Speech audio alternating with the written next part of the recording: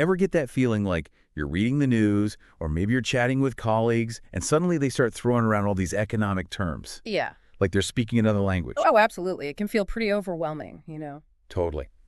But honestly, even understanding just a few key ideas can make a huge difference in how you navigate your daily life, from making sense of your budget to feeling more confident in those conversations at work.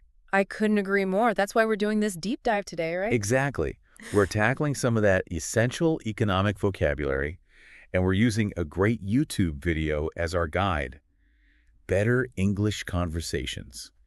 Increase your economic vocabulary from the Speak Confident English channel. Perfect resource. Yeah, our mission here is to break down those terms so they're not just these abstract words, but actually practical tools you can use. And use confidently. Exactly. So imagine actually getting what it means when the news talks about, say, GDP or inflation, Right. and how it actually affects you personally. Yeah, directly. Or being able to follow those discussions about market trends at work and actually contribute meaningfully. Absolutely. Make smarter financial choices. Yes. This isn't just for, the Wall Street folk. No, not at all. This is for everyone. To make sure we cover the most important stuff, we'll follow the 6 areas they highlight in the video. First, we'll look at those economic measures, then how to describe economic changes, followed by terms about jobs and income. Okay. Then we'll delve into rules and regulators, government and money, and finally, what to watch when you're monitoring the market. Ready to dive in. Okay, let's start with those economic measures. Think of these as the vital signs of a country's economic health.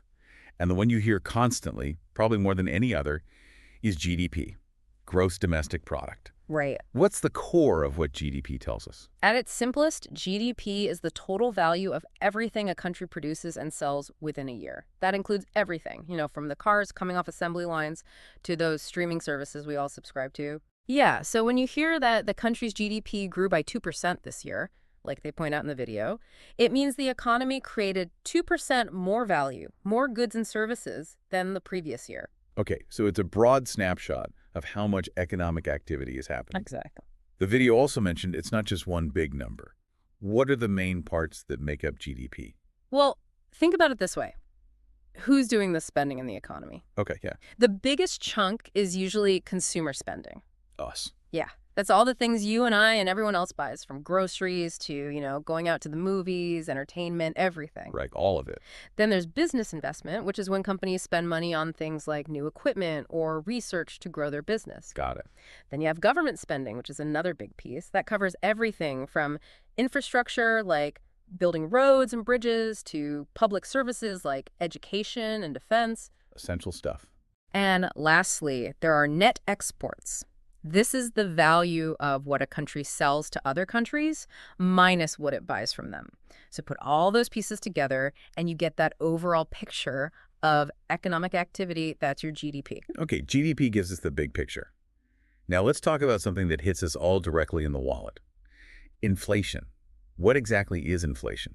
So inflation is basically the rate at which prices for, those goods and services are rising. And because of that, the purchasing power of your money is actually going down. Right. The video gives a perfect example. That morning coffee you used to get for, say, $3 might now cost $3.50. Yeah.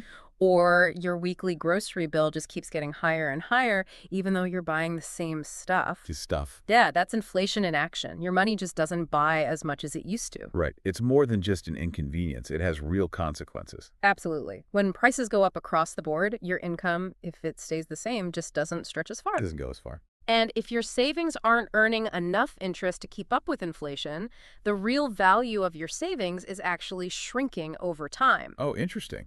That's why, as they mentioned in the video, people often push for wage increases to try and, keep their purchasing power, at least stable. And it's also really important to remember that those central banks, they pay very close attention to inflation when they're making decisions about interest rates. Which we'll get to later. Yeah, a bit later. Okay, so inflation directly impacts our spending power and influences those bigger financial decisions. Another key measure we always hear about is the unemployment rate. What does that tell us about the economy? The unemployment rate is a really direct measure of how easy or difficult it is for people to find jobs. It's a percentage of the total labor force that's folks who are either employed or actively searching for work who are currently unemployed. Okay. So when you hear that the unemployment rate dropped to 4%, like they say in the video, it basically means more people who want to work have actually found jobs. More people are employed. Exactly. This number gives us a sense of how competitive the job market is. A lower rate generally means it's easier to find a job. Okay, lower unemployment rate generally signals a healthier job market. Now, let's shift to a really fundamental concept that underlies a lot of economics: supply and demand. How does this interplay affect the economy? Supply and demand is the core mechanism behind how prices fluctuate in a market. The video uses a great, really relatable example: umbrellas on a rainy day. I love that example. Suddenly, when it starts pouring, everyone needs an umbrella. Right. That's high demand, right? But stores might only have a limited number in stock. Right. No supply. Exactly, low supply. So what happens? The price of umbrellas goes up. Of course. On the flip side, on a sunny day, you have tons of umbrellas, high supply, but nobody wants to buy them. No one needs them. Low demand. So to encourage sales, stores might lower the prices. Makes sense. This same principle applies to all sorts of things, from housing costs to concert tickets. It's all about how much of something there is and how much people want it. Okay, we've got a good grasp on some key economic measures. Let's move on to our next category: economic changes. Right. These are the terms we use to describe how the economy goes through its ups and downs.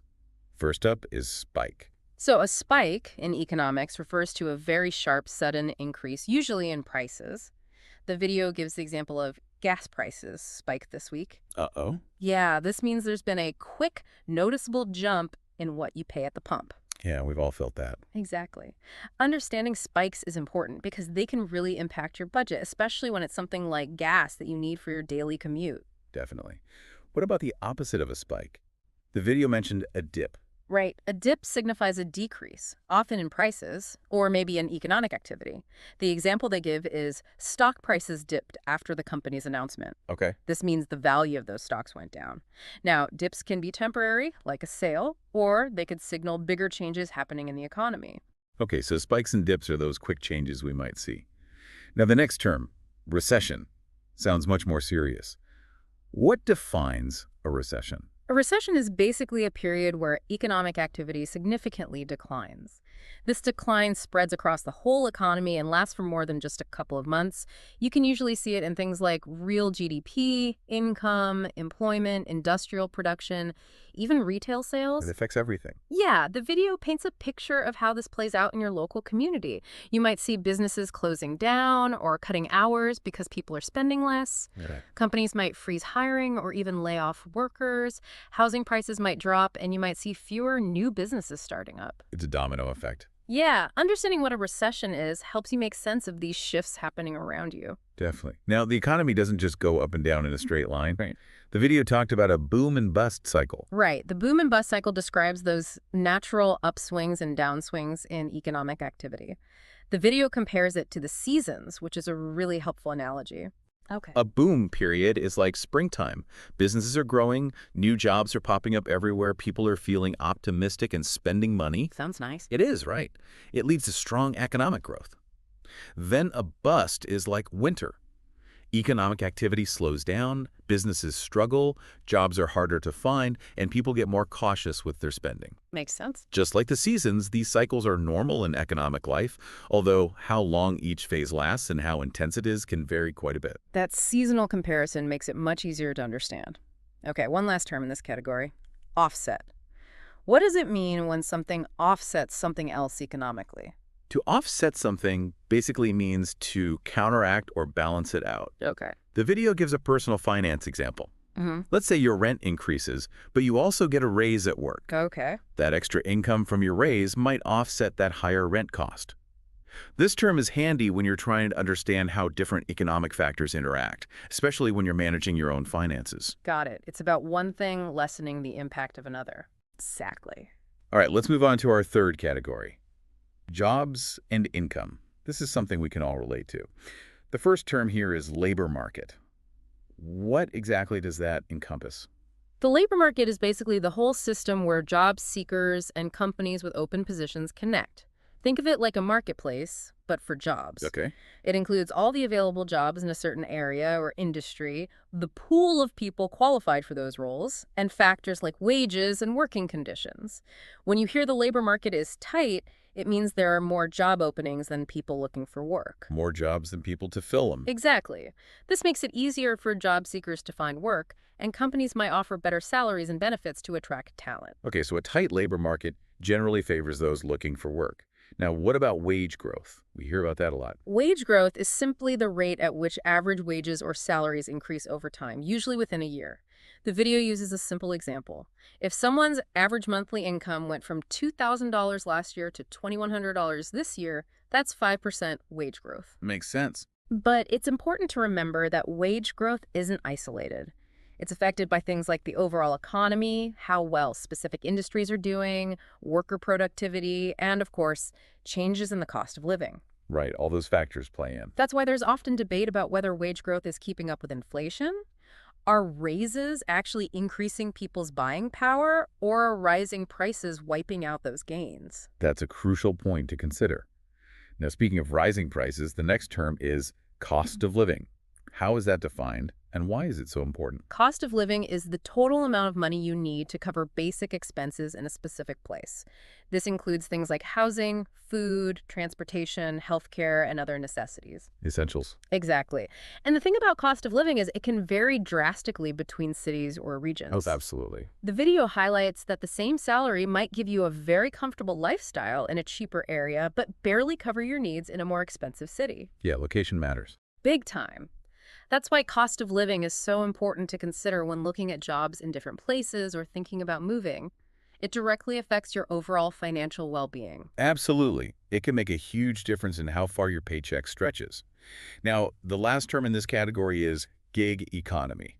This feels like a more recent and evolving way of working. What exactly does it entail? The gig economy describes a labor market where short-term contracts and freelance work are more common than permanent jobs. Okay. Think of, like the video says, rideshare drivers who work for different platforms on their own schedule, or project consultants who are hired for specific tasks by various companies. Right, freelancers. Exactly. This type of work offers a lot of flexibility in terms of when, where, and how people work. Yeah, that's appealing to a lot of people. But it also comes with different considerations compared to traditional full-time jobs like income stability, benefits, and managing your own taxes. Makes sense. The gig economy is a growing part of the labor market, and understanding it is key to understanding how work is changing. Definitely a shift in how people are earning a living. Okay, let's move on to who sets some of the key rules in the economy. Rules and regulators. The first one here is the central bank. What's its main function? Think of the central bank like a referee, ensuring everyone plays by the rules in a game. The central bank is in charge of a country's monetary policy and keeps the financial system stable. Their main tool is controlling interest rates. Okay, interest rates. We hear about those all the time.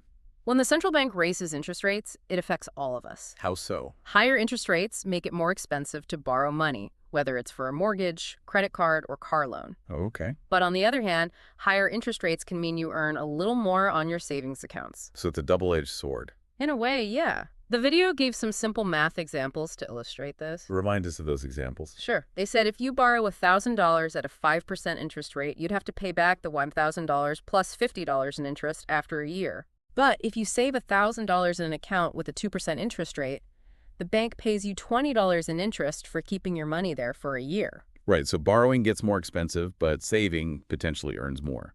To manage these overall interest rate levels, the central bank uses something called the key rate or policy rate. This benchmark rate influences all other interest rates in the economy, from what banks charge each other for loans to the rates on your mortgage and savings accounts. Okay, so it all trickles down from that key rate. Exactly. When the central bank adjusts it, it creates ripples throughout the whole financial system. That really clarifies how the central bank's actions impact our everyday finances. Okay, let's move into our fifth category, government and money. The first term here is tariffs. We hear about these in the news a lot. What exactly are tariffs? Tariffs are basically taxes on goods imported from other countries and sold domestically. Okay. The video uses the example of a smartphone made in, say, country A that costs $300 in country B. If country B puts a 10% tariff on imported phones, that adds $30 to the price, so now it costs $330. And even though the government sets these tariffs, the cost often gets passed on to us, the consumers. We end up paying more for imported goods. So tariffs can make imported goods more expensive. What about national debt? That sounds huge. What does it actually mean? The national debt is the total amount of money a country's government owes to lenders. Okay, These lenders can be other countries, banks, even individuals who buy government bonds. got it. The video compares it to a massive credit card balance for a whole country. When the national debt goes up, it means the government has borrowed more money than it's taken in through things like taxes. Makes sense. Governments borrow for various reasons, like funding public services, investing in infrastructure, or dealing with economic crises. Right. So it's all that accumulated borrowing. Now, closely related to that is the federal deficit. How's that different from the national debt? Good question. A federal deficit happens in a specific year when the government spends more than it brings in through revenue. The video gives an example. If the government takes in $3 trillion but spends $4 trillion, that's a $1 trillion deficit for that year. Okay, I see. These decisions about spending and revenue affect things like public services and tax policies. Over time, these yearly deficits add to the overall national debt. Think of it like overspending in a month versus your total credit card balance. So the deficit is the yearly shortfall, which then contributes to the larger national debt over time. Exactly. Okay, we've covered a lot about government and money. Let's move to our final category, market monitoring. These are terms related to understanding how stable and healthy the economy is. First up, financial crisis. What does that entail? A financial crisis is a period when a country's financial system, or even the global financial system, has major problems and disruptions. Oh. The video outlines some consequences you might see. Banks might stop lending money as easily, the stock market could plummet, businesses might cut jobs, and it could be much harder to get loans. Sounds pretty scary. It can be. Understanding what a financial crisis is helps you recognize signs of instability in the economy and be aware of the potential impacts on your life. Definitely good to be aware. Now, how might governments respond to a crisis or a big economic downturn? The video mentioned economic stimulus. What's that about? Economic stimulus refers to actions the government takes to boost a struggling economy. The video calls it medicine for the economy, which I think is a great analogy. I like that. It can take many forms. For example, the government might cut taxes to give people more money to spend, which increases demand. They could also start big infrastructure projects, creating jobs and putting money into the economy. Or they might directly help struggling businesses and individuals. So it's about giving the economy a boost when it's not doing well. Exactly. Now, the very last term in our deep dive is the difference between savings and investments. This is something a lot of us think about with our own finances. What's the key difference? While both involve putting money aside, they serve different purposes and have different levels of risk and potential reward. Okay. Savings is money you keep in a safe, easily accessible place, like a savings account, for future use or emergencies. For a rainy day. Exactly. The main goal is security and having that money ready when you need it. Okay. Investments, on the other hand, are about using your money to potentially grow it over time. This might involve things like stocks, bonds, real estate, or mutual funds. Higher risk, higher reward. Generally, yeah. The video emphasizes that understanding this difference is crucial for making smart decisions about managing your money based on your goals, your time frame, and how much risk you're comfortable with. That's really valuable information. Okay. Okay, we've covered a huge amount of ground, breaking down lots of key economic terms. We really have. And as you can see, these aren't just abstract concepts. Right. They're really important for understanding the news, talking about the economy, and making informed choices about your finances and career. Absolutely. These terms are like tools to help you understand the economic forces that shape our world. One really practical tip from the video is to try using one new term each day in your conversations or when you're reading the news. I love that. Yeah, and notice how these concepts connect to your own life, like the price of groceries, your budget, or discussions about the job market. Great advice. It's Yeah. all about applying this knowledge. And as you do, I challenge you to think about this. How can a better understanding of these economic forces not only help you react to changes, but maybe even anticipate and navigate them better in your life? Wow, that's a great thought to leave us with. I think so. Really empowering. It really is. Thanks for joining us for this deep dive. Absolutely.